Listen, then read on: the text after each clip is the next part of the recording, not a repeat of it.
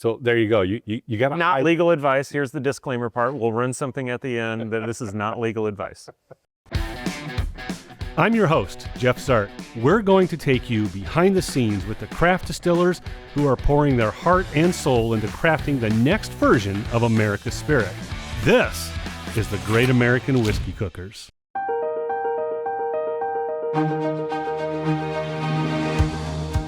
As whiskey geeks, we all do it. Admit it, you have either shipped or received whiskey. It might be a sample or several samples or even a full bottle, but you've probably done it. The question is, can you or should you? And if you can, how should you do it?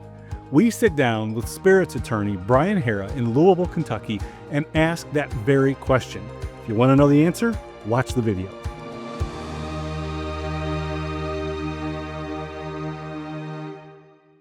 Welcome to this episode of the Great American Whiskey Cookers. I am here in Louisville, Kentucky at Oxmoor Farms, and we're sitting down with Spirits Attorney Brian Haara. We're talking all things whiskey and legal cases and all sorts of fun stuff. So before I get into the question I have for you, tell everyone, what is a Spirits Attorney? Well, in Kentucky, there's a few of us, and we have great opportunities here, but I represent distilleries, I represent vintage spirits bars, and I represent brand owners, whether they have a trademark question, whether they have a regulatory issue, whether they have a fight with another distillery, all those sorts of things. It's way too much fun. It's a good business to be in. I can only imagine. Okay, so here's my question. All right. I have a friend in Washington, okay? And he's interested in a couple of the whiskeys that I have. Can I send him samples? Are you selling him? No, I'm not going to sell him anything. I'm gonna take it and I'm gonna pour it into a sample bottle, right? Like a 1 ounce, 2 ounce sample bottle, right? And then I want to send it to him, sure, so he can experience it and taste it. Right. Can I legally do that? So as long as you are not selling it to him, you can share a sample, just as if he was at your house. You could pour him a glass, but you don't want to send it USPS. Why? Because federal law says it's illegal to ship spirits. So if I send it USPS, I'm breaking a federal law. You're breaking a federal law if you send it USPS. Now, does that mean people don't do it? It happens every day. Right. Just like the bourbon secondary market is illegal, right? It happens every day. So it happens, but if you're going to ask me, my free legal advice to you is don't do it. Don't do it. So how do I send it to him then? So you can send FedEx or UPS. Now they're technically, you're supposed to tell them what you're shipping because they want to know that it's alcohol. That'll trigger them to have a sticker on it that says don't deliver to anyone under 21, and they'll get a signature for it. Now, do people do that? Not so much. So, but they're not breaking a federal law. But you're not breaking a federal law. Because it's a private carrier. It's a private carrier. You are just breaching your agreement by shipping with them. That you behind the scenes, you have an agreement that with UPS that says you'll tell them if you're shipping alcohol. Probably that small print that's at the bottom. That's right. That no one ever reads. Yeah, right. It's like type 1.5 font. Right, and you check the box that you've read the terms and conditions. Right. That's in there somewhere. So I can send something to somebody. The best thing to do is to use UPS or FedEx, right, or another private carrier, whatever it happens to be. Okay, so that leads me to the follow-up question. If I'm not sending a sample, can I send them a bottle? So you can share a bottle. If someone comes over to your house and says, I really like whatever brand that is that you have. You've got the new Riff Balboa, which was a great rye. Right. And they couldn't get Balboa. And you have 6 deep on your shelf. Mm-hmm. You could say, here's a bottle. It's a gift. You can do that. That's fine. Now, whether you ship it, you get into the same issue you do as with a little Boston Round of 2 ounces of the Balboa. Okay, so it's the same type of thing. Same issue. I can't send it on USPS. Right, don't send it there. You're breaking the law. Your better bet is to breach a contract.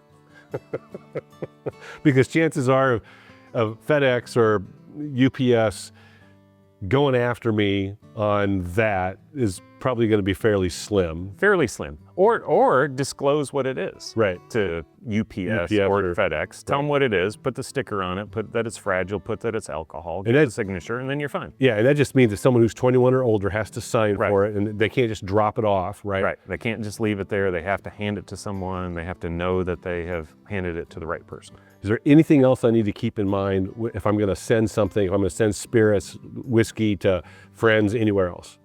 Well, there are all kinds of fun things to do there too, because you have to, if you're not disclosing it, you have to somehow disguise the slosh sound. Yeah. So maybe you've seen paper clips, maybe I've seen a box of generic macaroni and cheese to give that shake sound. I got one sound, time. right? Yeah. So experiment with how you can hide the slosh. So there you go. You got Not legal advice. Here's the disclaimer part. We'll run something at the end that this is not legal advice. Yeah, hide the slosh. That's what you got to do. Macaroni, paper clips, M&Ms, all those things work. Get the M&Ms in the boxes though, because that makes a lot more noise. I'm just saying. Not that I've ever done that. Disclaimer for that too. Yeah, not that I've ever done that. You know, it is what it is. So if somebody wants to get in touch with you, they want to find out more about you or more about your book, we'll talk about it in a different video, but how do they do that? Sure, you can get the book on Amazon. Bezos will send it to you. But if you want to find out more about bourbon justice or any of these issues, I'm at sippingcorn.com and bourbonjustice.com. You can find us at thegreatamericanwhiskeycookers.com. Like us on the socials, Facebook, Instagram, TikTok. Go to Patreon, become a member, get access to some behind the scenes stuff, and we'd really appreciate the support. A big thank you to our Patreon supporters, and a big thank you to Oxmoor Farms for hosting us and letting us come in and sit down with Brian and have a conversation. All sorts of fun videos. You're going to want to check them all out. Brian, we end every episode with the same toast. If you can't be good at it. Cheers.